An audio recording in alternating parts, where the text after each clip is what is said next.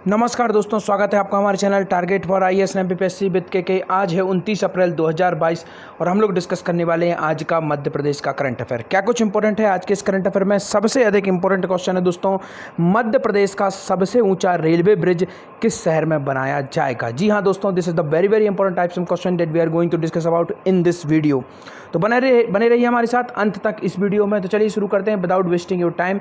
हमारा पहला क्वेश्चन है, मध्य प्रदेश के किस जिले के नेत्रहीन छात्र को दिया गया वॉइस टच लैपटॉप? तो याद रखिए दोस्तों, यह एक ऐसा लैपटॉप है जिसे बेंगलुरु में तैयार किया गया था और यह दोस्तों जो भी लोग ब्लाइंड हैं, नेत्रहीन हैं, उनके लिए यह लैपटॉप वरदान है। इसमें दोस्तों वॉइस टच के माध्यम से अर्थात बोलकर आप इसके माध्यम से अपना कार्य करा सकते हैं और यह जो स्पेशली है, it is dedicated for the blind people. जो भी नेत्रहीन है उनके लिए यह डेडिकेटेड है। तो मध्य प्रदेश के किस जिले में नेत्रहीन छात्र को दिया गया है वॉइस टच लैपटॉप? यह पहली बार है जब मध्य प्रदेश के किसी जिले के नेत्रहीन छात्र को यह उपलब्ध कराया गया है और उसकी तारीफ स्वयं मुख्यमंत्री शिवराज सिंह चौहान जी द्वारा की गई है। तो देखते हैं यह क्या इंपॉर्टेंट है आपका। ऑप्शन नंबर 1 है विदिशा जिले के, सागर जिले के, रतलाम जिले के या फिर गुना जिले के। तो इसका राइट आंसर है दोस्तों ऑप्शन नंबर 1 विदिशा जिले के हैं दोस्तों।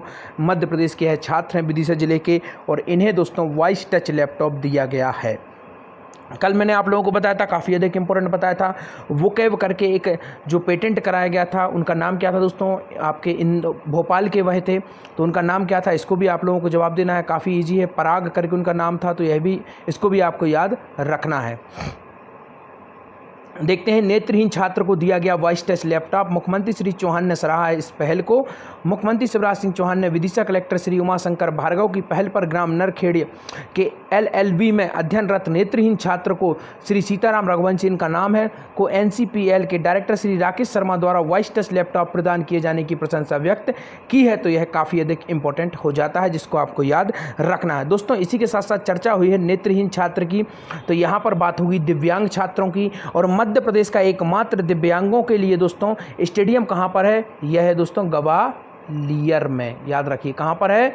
ग्वालियर में है दोस्तों। आपके विकलांग छात्रों के लिए स्टेडियम कहां पर है? ग्वालियर में है। तो इसको आपको याद रखना है, काफ़ी अधिक इंपॉर्टेंट हो जाता है। इसके साथ ही साथ में जो महिला हॉकी एकेडमी है वो 2006 में स्टेब्लिश की गई थी। कहां पर की गई थी?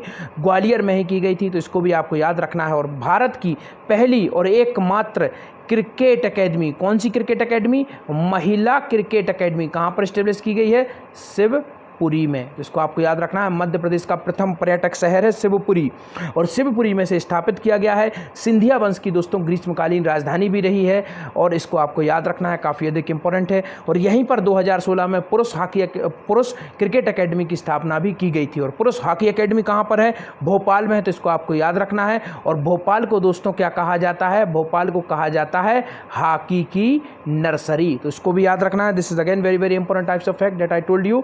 तो हॉकी की नर्सरी किस शहर को कहा जाता है? भोपाल को कहा जाता है हॉकी की नर्सरी। तो यह भी काफ़ी अधिक इंपॉर्टेंट हो जाता है। आगे बढ़ते हैं, देखते हैं किसकी अध्यक्षता में राज्य शासन ने प्रदेश में मजबूत गुणवत्ता युक्त पारिस्थितिकी तंत्र बनाने के लिए समिति गठित की गई है। तो यह स्पेशली दोस्तों आपका गुणवत्ता के लिए यह परिस्थिति तंत्र बनाया जाएगा पूरा का पूरा।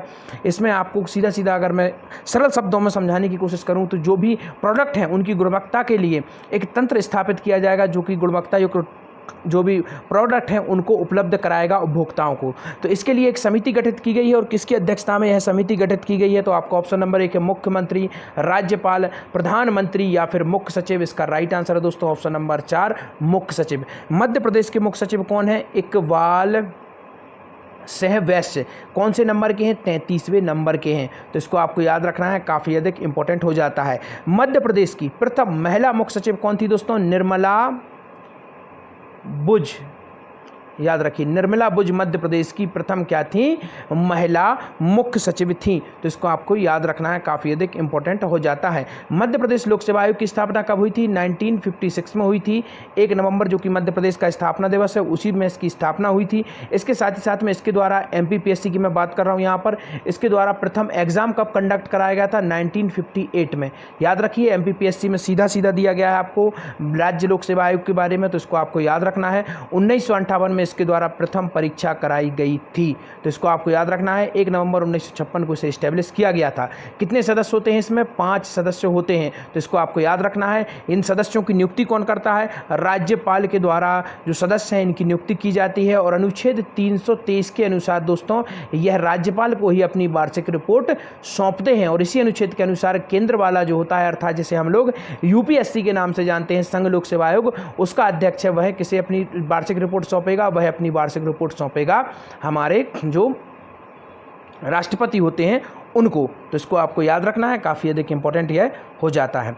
आगे बढ़ते हैं, देखते हैं मुख्य सचिव की अध्यक्षता में राज्य स्तरीय समिति गठित कर दी गई है। राज्य शासन में मध्य प्रदेश में मजबूत गुणवत्ता युक्त पारिस्थितिकी तंत्र बनाने के साधन के रूप में भारतीय मानकों को उपयोग को बढ़ावा देने तथा मानकों के निर्माण और उपयोग में राज्य की सक्रिय भागीदारी सुनिश्चित करके उपभोक्ताओं के हितों की रक्षा करने के लिए राज्य स्तरीय समिति का गठन किया है। समिति के अध्यक्ष कौन होंगे? मुख्य सचिव होंगे। और मुख्य सचिव हैं कौन? इकबाल सिंह वैश्य हैं। इसको आपको याद रखना है, काफ़ी अधिक इंपॉर्टेंट हो जाता है। मध्य प्रदेश लोक सेवा आयोग की जो ट्रेनिंग होती है वह कहाँ पर होती है? नरोरा अकेडमी है दोस्तों, जो कि भोपाल में है, वहाँ पर इसकी ट्रेनिंग की जाती है। और इसका दोस्तों जो मुख्यालय कहाँ पर है मध्य प्रदेश लोक सेवा आयोग का? यह मुख्यालय है आपके इंदौर में। तो इसको भी आपको याद रखना है। प्रदेश की लाडली लक्ष्मियां करेंगी किस बॉर्डर का भ्रमण? काफी अधिक इंपॉर्टेंट है। आपका ऑप्शन नंबर 1 बाघा बॉर्डर, भारत चीन बॉर्डर, भारत बांग्लादेश बॉर्डर, या फिर इनमें से कोई नहीं। तो इसका राइट आंसर है दोस्तों बाघा बॉर्डर। दोस्तों यह अधिकृत बॉर्डर है भारत और पाकिस्तान के बीच में, और इसी का भ्रमण करेंगी लाडली लक्ष्मियां। आप सभी को मालूम है लाडली लक्ष्मी योजना की शुरुआत की गई थी, काफ़ी अधिक इंपॉर्टेंट है। कब इसकी शुरुआत की गई थी दोस्तों? 2007 में इसकी शुरुआत की गई थी। आपका दोस्तों अप्रैल महीना था जब इसकी शुरुआत की गई थी। इसके साथ ही साथ में अब लाडली लक्ष्मी पार्ट 2 की भी शुरुआत कर दी गई है। तो इसको भी आपको याद रखना है। और लाडली लक्ष्मी दिवस भी मध्य प्रदेश में मनाया जाएगा। कब मनाया जाएगा? 2 मई को मनाया जाएगा। तो इसको आपको याद रखना है। और एक और योजना है जिसको दोबारा से शुरू कर दिया गया है, जो आपकी मुख्यमंत्री जो तीर्थ दर्शन योजना थी उसकी शुरुआत कर दी गई है। कब कर दी गई है दूसरी बार शुरुआत? 19 अप्रैल। याद रखिए, इसको याद रखना है, काफ़ी अधिक इंपॉर्टेंट है। 2022 से 19 अप्रैल से इसकी पुनः शुरुआत कर दी गई है। और प्रथम यात्रा किस तीर्थ स्थल की रवाना हुई थी? तो यह हुई थी दोस्तों बनारस, जिसे हम लोग वाराणसी के नाम से जानते हैं। इसको आपको याद रखना है। बाबा विश्वनाथ की नगरी भी इसे कहा जाता है। भारत के प्रधानमंत्री भी इसी संसदीय क्षेत्र से चुनकर आते हैं। तो यहीं के लिए पहली यात्रा रवाना की गई थी 19 अप्रैल को।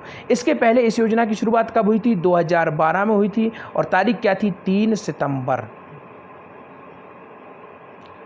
सितंबर 2012 तारीख थी, और जब इसकी शुरुआत प्रथम बार की गई थी। तो इसको भी आपको याद रखना है, काफ़ी अधिक इंपॉर्टेंट है। इसका नाम है लाडली लक्ष्मी योजना। सभी को मालूम है मध्य प्रदेश की काफ़ी फेमस योजना है, और इसको आगे चलकर विभिन्न राज्यों द्वारा कॉपी भी किया गया था। इसी तरीके से एक और इंपॉर्टेंट योजना है जो कि मैंने आपको बताया, तीर्थ दर्शन योजना।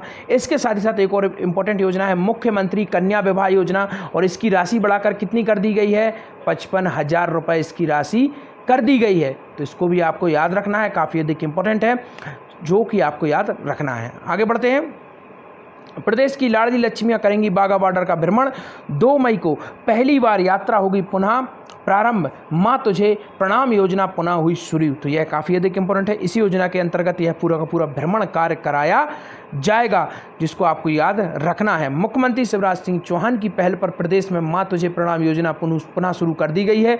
आगामी 2 मई को योजना में 196 लाडली लक्ष्मी बालिकाओं को अंतर्राष्ट्रीय सीमा बाघा बॉर्डर हुसैना वाली पंजाब का भ्रमण कराया जाएगा। प्रदेश से शुरू हुई इस योजना में पहली बार प्रदेश की लाडली लक्ष्मी बालिकाएं बाघा बॉर्डर जा रही हैं, जो 2 मई को अपराह्न 3:30 बजे अमृतसर दादर एक्सप्रेस से रवाना होंगी। और 2 मई को ही मध्य प्रदेश में प्रत्येक वर्ष क्या मनाया जाएगा? लाडली लक्ष्मी दिवस प्रत्येक वर्ष मनाया जाएगा। इसको भी आपको याद रखना है, काफ़ी अधिक इंपॉर्टेंट है। तो प्रत्येक वर्ष लाडली लक्ष्मी दिवस कब मनाया जाएगा? 2 मई को मनाया जाएगा। और तीर्थ दर्शन योजना पुनः कब शुरू हुई है? 19 अप्रैल को। काफ़ी लोग सोचते होंगे दोस्तों मैं आपको बार बार वही फैक्ट क्यों याद दिलाता हूँ। दोस्तों याद रखिए, करंट अफेयर कहीं भी नए करंट अफेयर आपको देखने को नहीं मिलेंगे। क्वेश्चन यहीं से बनेंगे, क्योंकि गवर्नमेंट उन्हीं क्वेश्चंस को पूछती है जिनको गवर्नमेंट बार बार बताना चाहती है। और मैं तो इतना भी कहूँगा, अगर आप मुख्यमंत्री जी का ट्विटर भी फॉलो कर लेंगे करेंगे तो इतने में ही आपको काफ़ी कुछ कवर आप कर सकते हैं।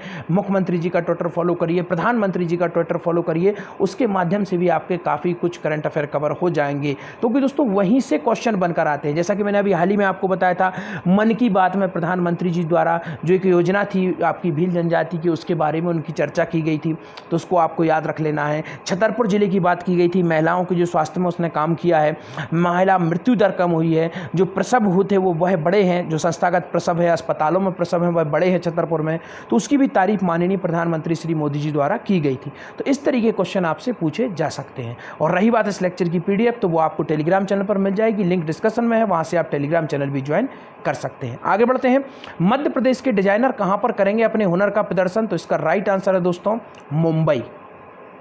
जी हाँ दोस्तों, माया नगरी मुंबई जिसे कहा जाता है, भारत का इकोनॉमिक कैपिटल भी इसे कहा जाता है। तो देखते हैं प्रदेश के डिजाइनर अपने हुनर का प्रदर्शन करेंगे। फैशन शो में मध्य प्रदेश के शीर्ष डिजाइनर कौन है दोस्तों? आपके मुमताज खान, साधना व्यास और फरहत मलिक की डिजाइन प्रदर्शित होंगी। ग्रैंड क्लोजिंग सेलिब्रिटी डिजाइनर अर्चना कौर फ्यूचर कलेक्शन मालवा मेघलत के साथ होंगी। तो यह भी आपको याद रखना है। यह पूरा का पूरा फैशन शो है जिसमें काफ़ी अधिक इंपॉर्टेंट है। यह पूरी की पूरी कलाएं हैं जिनके बारे में आप देख सकते हैं कौन कौन सी यहाँ पर प्रदर्शित की जाएंगी। मध्य प्रदेश का सबसे ऊंचा रेलवे ब्रिज किस शहर में बनाया जाएगा? आज का सबसे अधिक इंपॉर्टेंट क्वेश्चन यही है दोस्तों, तो इसको आपको याद रखना है। इंदौर, जबलपुर, कटनी या फिर सागर। तो कहीं कहीं पर आपको मिलेगा दोस्तों सबसे लंबा, सबसे बड़ा नहीं दोस्तों, केवल और केवल आपको इंपॉर्टेंट फैक्ट रखना है सबसे ऊंचा पहले। और यह क्या है? रेलवे ब्रिज है। और नदी ब्रिज अगर आपसे पूछा जाए तो किस नदी पर है? चंबल पर है सबसे ऊंचा। इसको याद रखिए, काफ़ी अधिक इंपॉर्टेंट हो जाता है। और जो आपकी जो सिंध नदी है दोस्तों, उस पर सबसे लंबा पुल बनाया गया है शिवपुरी के पास में। मध्य प्रदेश का सबसे लंबा पुल शिवपुरी के पास में है, सबसे ऊंचा चंबल पर है। और मध्य प्रदेश का सबसे ऊंचा रेलवे ब्रिज कहाँ पर है? कटनी में है। तो इसको आपको याद रखना है, चूना नगरी कटनी में। यह आप देख सकते हैं गवर्नमेंट के द्वारा ही पब्लिश किया गया है, तो यही हम सबसे अच्छा मानेंगे। इसलिए मैं हमेशा आपको गवर्नमेंट के फैक्ट से ही आपको पढ़ाने की कोशिश करता हूं जो कि इंपॉर्टेंट होते हैं। काफ़ी सारे न्यूज़पेपर में आपको मिलेगा सबसे लंबा, सबसे बड़ा, तो यह गलत है। आपको केवल याद रखना है सबसे ऊंचा है। आप यहाँ पर देखिए, सबसे ऊंचा रेलवे ओवरब्रिज कटनी में बनकर तैयार हुआ। शहरवासियों को ट्रैफिक जाम से मिलेगी निजात। रेलवे लाइन के ऊपर से गुजरेंगे। ओवरब्रिज की ऊंचाई 18.4 मीटर है। ब्रिज की आवावहन क्षमता 70 टन है। कुल 47 स्पान है, जिसमें 51 मीटर की 2 ऐसे स्पान है, जिनमें एक गार्ज वजन आपके वजन 150 टन की ऊंचाई 3 मीटर है। तो इसको आपको याद रखना है, काफ़ी अधिक इंपॉर्टेंट यह हो जाता है। आज के आपके क्वेश्चन है, मध्य प्रदेश के किस जिले में मोटर ट्रांसपोर्ट स्कूल की स्थापना की जाएगी? सेकंड है आपका, भोपाल का गौरव दिवस कब मनाया जाएगा? धन्यवाद दोस्तों।